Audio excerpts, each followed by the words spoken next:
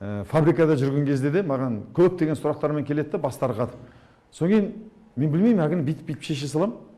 Содан кейін өздері басын артынан бір мойындады да, бір орыстың қыздары.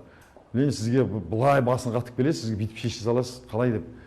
Мен айтамын, сендер проблеменен мүмкіндікті көресіңдер де, мүмкіншілікті артынан проблема көресіңдер. Кез келген мүмкіншілікті байқамайсыңдар, сендер проблеманы ғана көріп үйренгенсіңдер. Да? Ал енді мен проблеманы көрген кезде одан мүмкіншілікті көремін, іздеймін, бірден мүмкіншілік іздей бастаймын. Кез келген проблеманы мүмкіншілігін іздеймін. А сендер мыслить категории проблем, категории возможностей деген бар.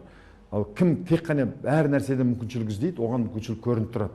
Ал кім проблеманы көреді, оған кез келген мүмкіншіліктің өзінен ол проблема көріп тұрады.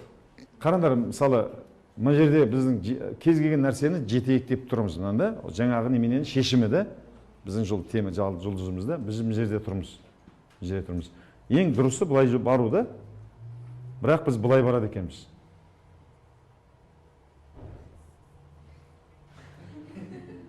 Өстіп барамыз да, мынау төте жол.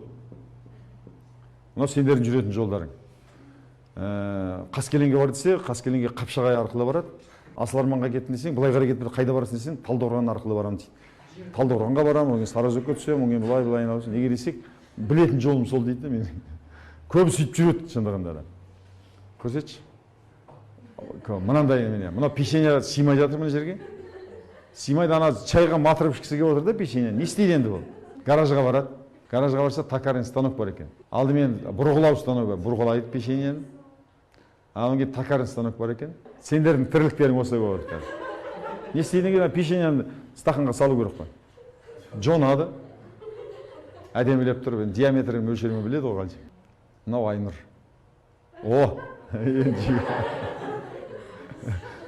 Біздің тіршілігіміз осылай.